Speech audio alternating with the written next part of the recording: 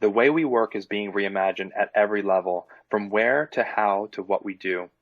To make informed decisions about your people, buildings, and spaces, you need the right data and insights. Hey everybody, it's Everett with Ohio for Freedom. Is the analogy between the Trojan horse story and contact tracing, Mike DeWine's contact tracing, apropos? I think that it is. Here we are just a little ways into the reopening of our state. We're tempted to think that life is getting back to normal. But while we have been distracted with these mostly peaceful protests, a $1.3 billion army has been organizing itself within our state in the name of contact tracing. You know, in the myth of the Trojan horse, the Trojans thought that the enemy had given up and left a present of this horse statue behind. They welcomed that statue into their city limits, that statue that had hidden enemies inside. And so they partied, they reveled, they rejoiced, they went to bed probably pretty late that night thinking everything was okay, and they woke up to a nightmare. I sincerely believe that's where we could be headed with this contact tracing program. I can't make this video short.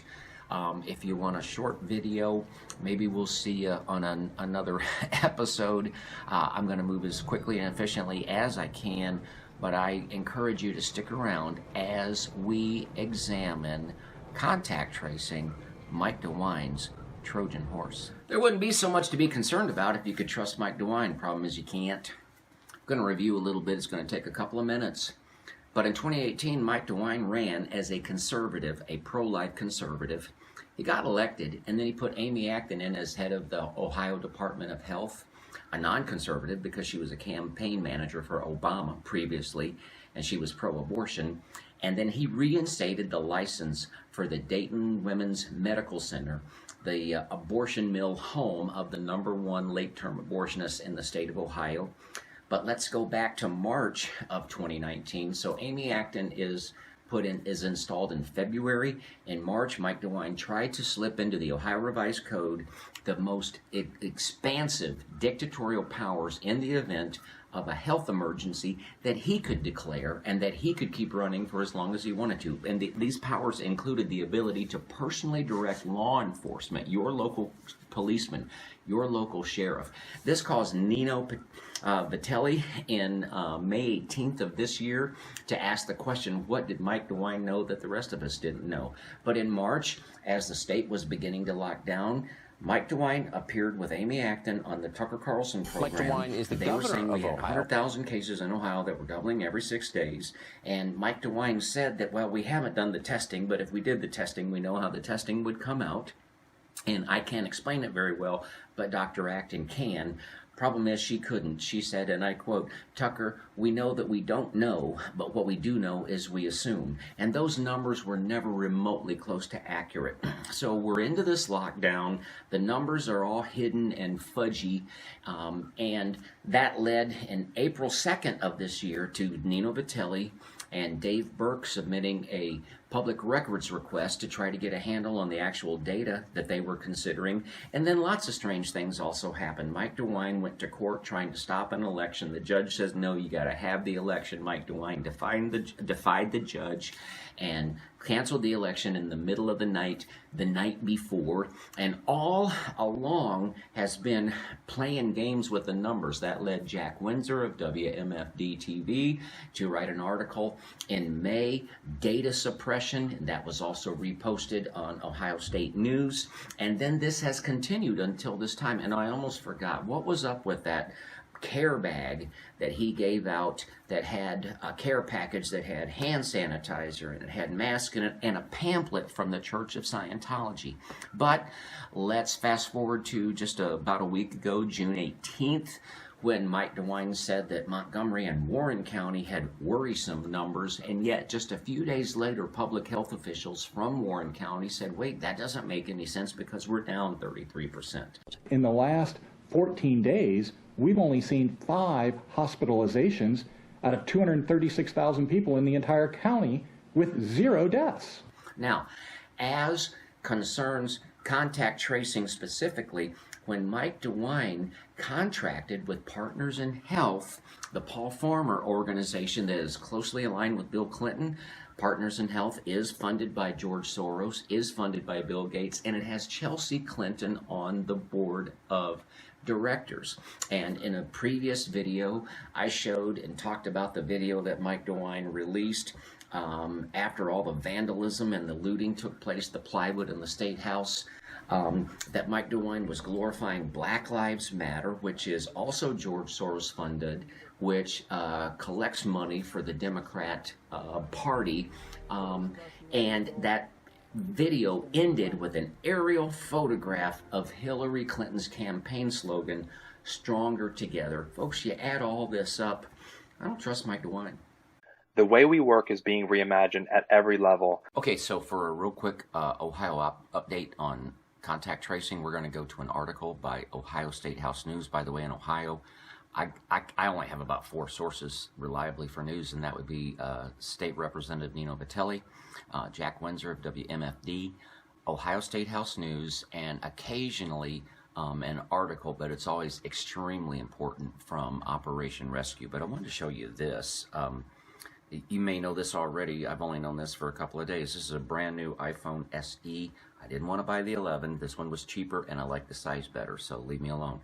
But if you go into Settings, and you go to Privacy, and then you go to Health, bam, there it is. This thing is completely COVID app ready, and this is a brand new phone. I got it on the 22nd, and I've never had a phone that updates every night. That kind of bugs me. Maybe that's normal, but that bugs me. Why does a new phone have to update every night? But let's get into this article from Ohio State House News, and they're really good at something that I'm very bad at. They can get their point across in few words. I'm working on that. Okay, so here's that article from Ohio State House News. By the way, I would recommend you subscribe. They'll send you something about once a week. But here's the headline. Mike DeWine wants to trace your every move, what we know so far about Ohio's contact tracing. At the bottom of this article, this is interesting because Bluetooth can usually penetrate walls. If you and an infected person are in the same building but separated by a wall, you could still be falsely alerted and forced to quarantine. This could also occur if you are practicing social distancing. It all depends on how strong the Bluetooth signal is in various locations. This article also quotes Amy Acton. These laws are very old and go back to the 1800s. We do quarantine. It is a law. It can be mandated if someone is putting others at risk. And here we go. The other thing I want to mention, an Ohio investigative reporter with Ohio State House News submitted FOIA requests to the governor's administration and the Ohio Department of Health for copies and contracts and communications with Partners in Health. The requests were submitted over 5 weeks ago, but have yet to be fulfilled. And to that, I would say, Ohio State House News, hang in there, but don't hold your breath, because look what came to my inbox just a couple days ago, June 24. Hi, Everett.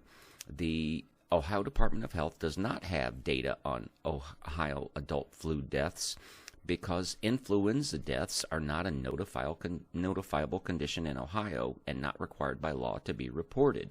So they got back to me on the 24th for a request that I sent them on May 1st. So Ohio State House News, hang in there, but don't hold your breath. The way we work is being reimagined at every level. You like the background? I needed something real, something natural, something that grows out of the ground.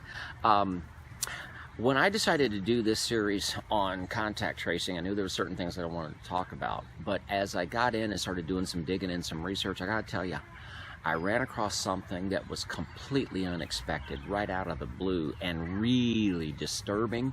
And again, I'm not saying that nobody else knows about it, but I haven't heard anybody talk about it. So here's what the deal is. If you go to Google on your computer right now and you type in contact tracing, it's going to come up different than it did even a month ago. You're going to see at the top of the page about 5 or 6 ads for companies that have contact tracing at the workplace and social distance monitoring enforcement at the workplace. And at the bottom of the page, there will be another 2 or 3. And then if you go back and you refresh the page or you just do it all over again, it'll be a different rotation of ads. Now, I went through at least 17 of these ads, went through their websites, and they all have a common theme.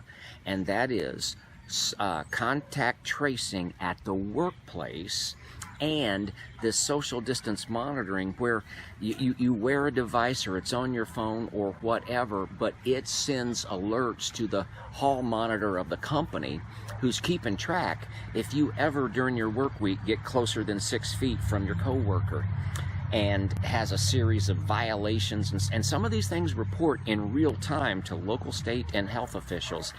It's real scary, and here's what I did. I put a 1 minute and 25-second clip together, just a review of these websites. I want you to watch that, and then we're going to talk about it, and you're not going to like what we talk about. Let's take a look.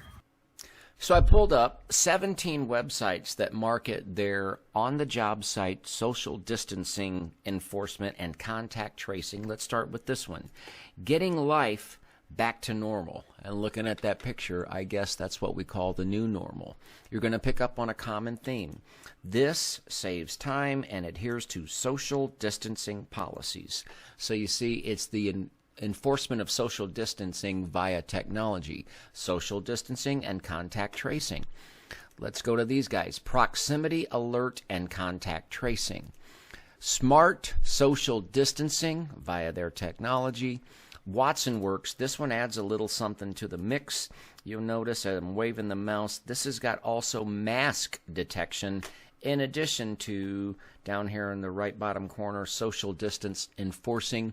And Piper has a 6-inch accuracy of UWB for precise enforcement of social distancing.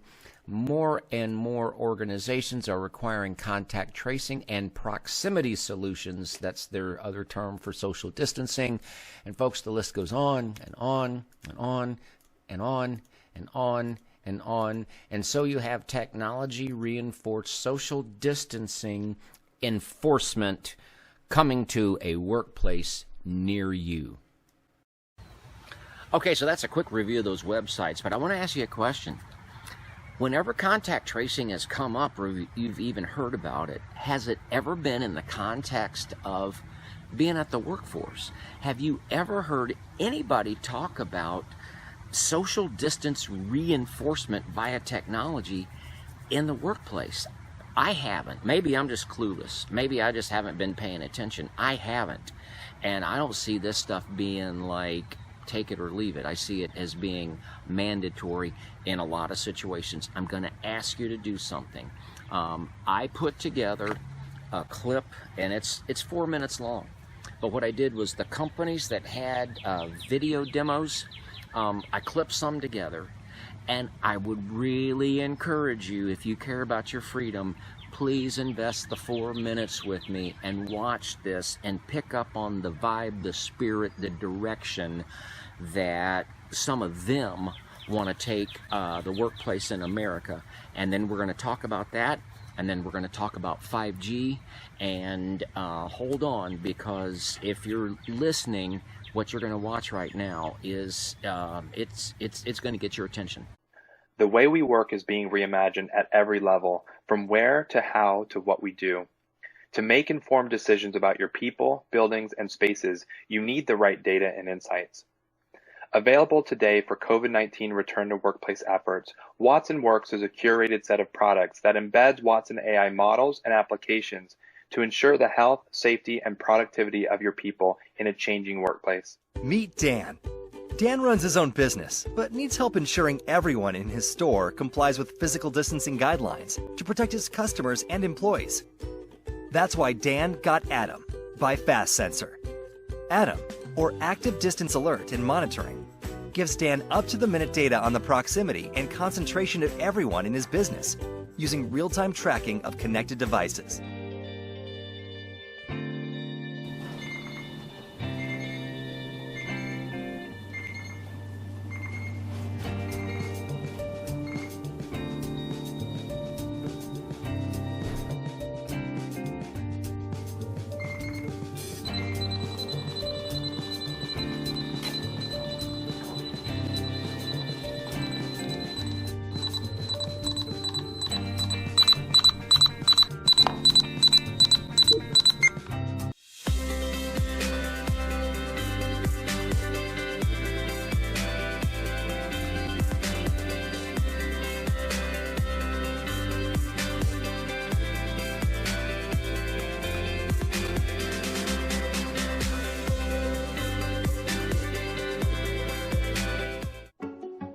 Contact tracing is critical to slowing the spread of COVID-19, maintaining the health of our communities, and reopening our economy.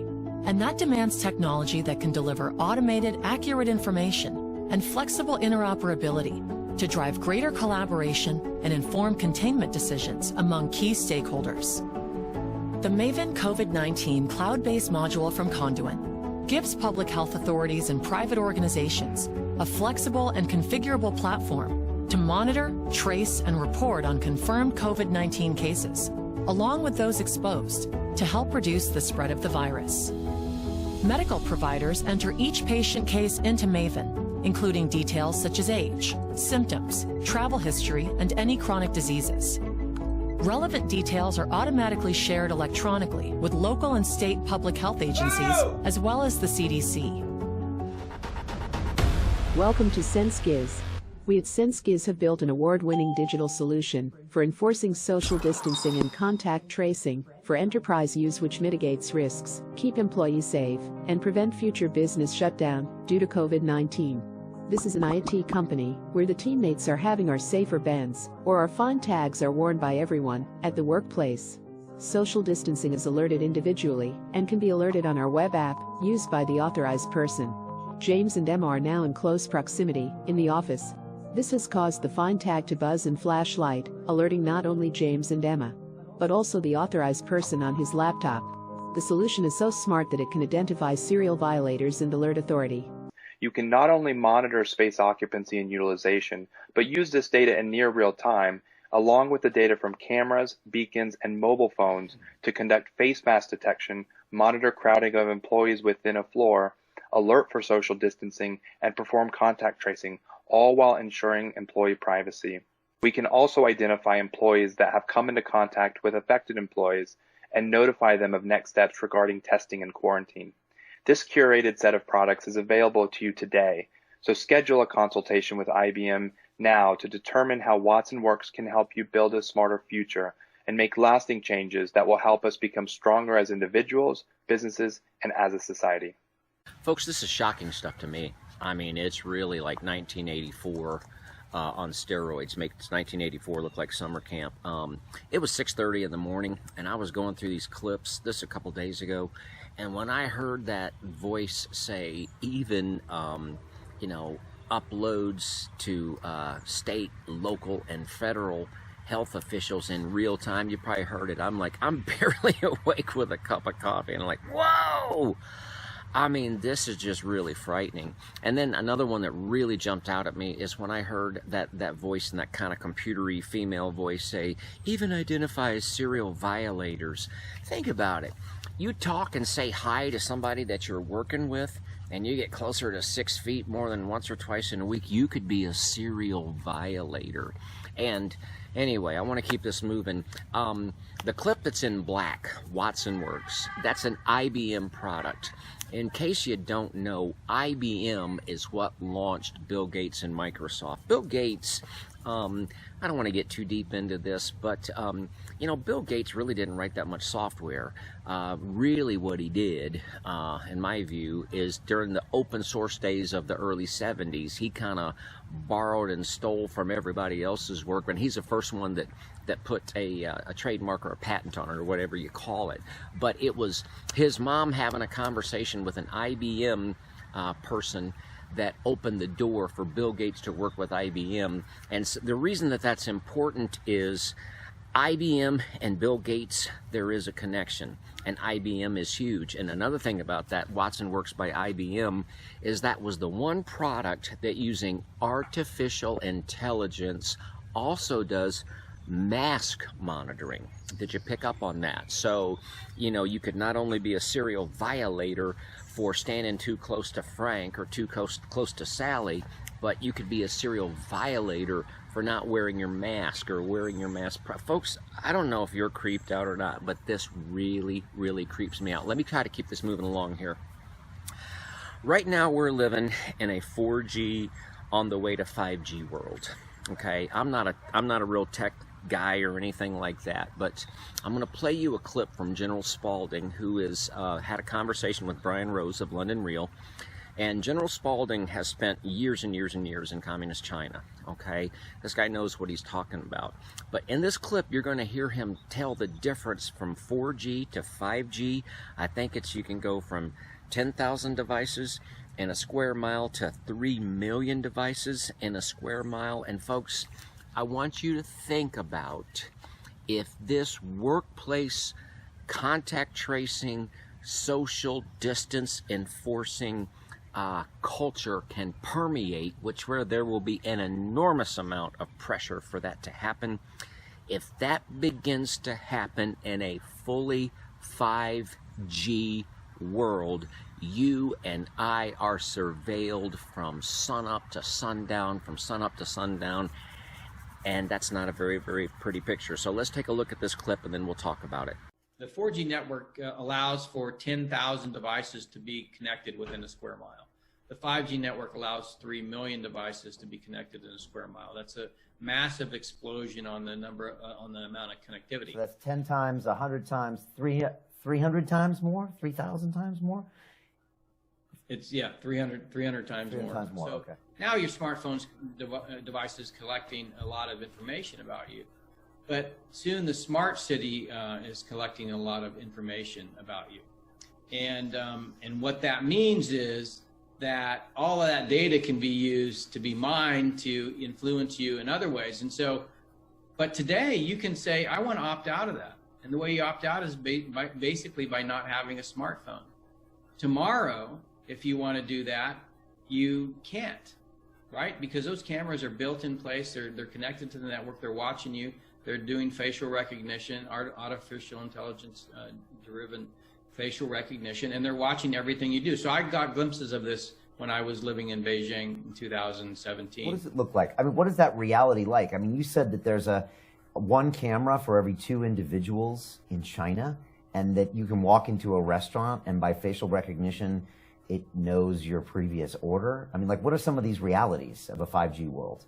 Right. So you walk into a restaurant. So you order your food on your, you open up the WeChat application on your phone. You go to a restaurant app within WeChat, and then you order food, and then you put your phone away. You walk in, a camera recognizes your face and essentially does facial recognition, and essentially the server says, "Here's your food, Bob or Bill," and greets you by name. You never have to touch your phone again. The transaction's complete, and this is the 5G world. Okay, if you're still with me, you could be saying, well, Everett, cute little video, dude, but I'm not going to cooperate with contact tracing. Well, guess what? I'm not going to cooperate with contact tracing either. But this whole conversation that we've been having in the last few minutes brings to bear a whole other element than what we were talking, what I was talking about 3 or 4 weeks ago.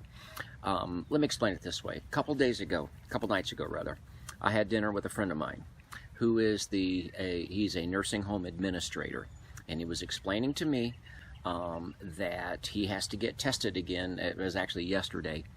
And he understands that because he's working with elderly patients, but he has workers that ask him, do I have to get tested? And he said, you got to get tested or you can't work here. All right, that kind of makes sense in that environment, but stretch that a little bit farther, and I mean, there's all kind of ways to justify why you have to get tested. Then I also asked him, I said, okay, so in 6 months when they come out with this miracle vaccine, will they have to take it if they're going to work there? And he said, probably. I mean, this company that he works for has locations in various states, and he said these guys are real careful. And so here's what I want you to think about, and that is this: do you have a mortgage you got to pay? Do you have to pay your utilities? Because if this can be put in the workplace, it's not any longer just about like, hey, if I get a call from Mike DeWine, you got a call. No, this adds a whole nother layer of Big Brother control in the mix. And then let me say this. I can think of at least 4 things that will drive this coming to the workplace. One is that's what they want. I'm convinced that's one of the reasons that IBM had this product ready to go so early in the I don't think they started working on this when the World Health Organization said something in January. No, this was probably just sitting on the shelf waiting for this moment. Okay, but you've got them driving this, you've got government driving this, and then anybody that's been in sales and marketing, think how big of a market this is. You've got a solution for any company that has more than a handful of employees, and so then that is fueled by your basic ambition / greed factor.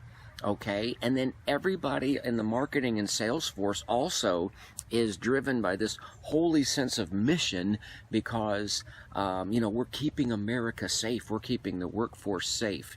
I'm going to play one more clip from General Spalding, and he talks about in this clip how Chinese Communist Party is able to keep such mind control over Chinese nationals as they travel around the globe, because Chinese-speaking people, Chinese nationals, they don't have, we have all this free social media technology over here. Actually, it's not, is it? Because of all the censorship that we've become very accustomed to. But in Communist China, that's total. And one of the ways that Communist China keeps mind control over their Chinese nationals as they travel is through the social media that they control. So if you can just, in your head, join up being surveilled from sunup to sundown, okay, in a 5G world, I think you start to get a picture of where this can go unless we really, really, really push back, and push back now. I'm going to play one more clip of General Spalding. We'll talk about that, and we'll bring this in for a landing. And it's completely natural. And in fact, the more time they spend outside the country, and because they travel with their social media systems, because they travel, so Chinese language media everywhere is controlled by the Chinese Communist Party. WeChat, Weibo, all controlled and censored by the Chinese Communist Party. So these forms for getting on their Chinese language media and communicating, they don't leave that digital world when they go to the United States or they go to other free countries. They bring that with them. So they bring this ecosystem of influence. It doesn't go away. And so escaping that, you really have to escape, in some respects, the Chinese language and really get immersed in a language that is different from your own, so that you can begin to have a different point of view. The reason this is relevant is because the Chinese Communist Party already does with their social media what big tech more and more is doing with ours.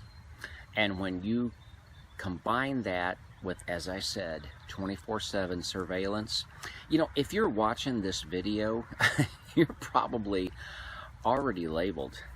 Don't think that your social media history and your browsing history isn't recorded somewhere. I think that'd be very naive to think that. But when you combine 24/7 surveillance with the kind of tech and censorship that we're fighting more and more, we start to resemble a communist Chinese Party existence more than our American experience. I'm about ready to bring this in for a landing. I think I've connected the dots that I wanted to. Folks, if you've spent this time and invested this time in this video, I appreciate it. I really, really do. I would really appreciate it if you'd leave a comment or send me a message. I'd like to know if there's any Ohioans out there that would join some sort of effort, whether it be a petition or something, I'm not quite sure, that would help us send a message to Columbus, Ohio, and Mike DeWine that we are not participating in contact tracing. And I did want to say this, and this will get a little bit more lengthy than I wanted to. Where I see this coming down, folks, is you can't topple the whole workforce or the workplace in one fell swoop, but the dominoes can fall, I think, like this.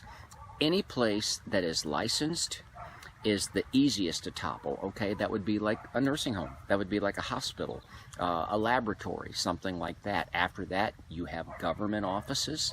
That only makes sense. After that, any corporation that does business in multiple states is a good candidate because of the variances in different locales. What do they tend to do? They tend to err on the side of an abundance of caution. And once you've got a few of those dominoes falling, the rest of them fall right in place, again, unless we push back. So I'm going to ask once again, if you would leave a comment, if you would send a message, if you would participate in some type of a petition or something along that line, I'd like to know. If you absolutely wouldn't, I'd like to know. I'm going to end up with a clip that I put together that shows some just abuses of contact tracing and technology in other parts of the world. I'm going to just let that speak for itself. I feel like I've gotten across the things that I wanted to get across in this video. Until next time, God bless you, God bless your family, God bless the state of Ohio, and God bless America. This is just a quick little foray into some of the abuses that can take place surrounding contact tracing apps, but don't worry, these two examples come from other countries and they could never happen here in the United States. Bahrain's app was even linked to a national television show called Are You at Home, which offered prizes to individuals who stayed home during Ramadan. Using contact details gathered through the app, 10 phone numbers were randomly selected every day using a computer program, and those numbers were called in live on the air to check if the app users were at home. But a little later, they were given the option of opting out, and it allowed users to opt out of participation in the competition. So if you didn't want to be part of the competition to see who did the best job of staying home, you could opt out. Let's go over to India. Thousands of gig workers, those are like delivery people in India, can't make a living unless they install a controversial contact tracing app. And then take a look at this. Although the Indian government, let's try to clear that up, hasn't made the app legally mandatory, the country's citizens often found they had no choice but to install it for things like, are you ready? Taking flights, trains, visiting pharmacies and malls, and accessing ATMs. But don't worry, folks, that could never, ever happen in America, and certainly not in the wonderful state of Ohio.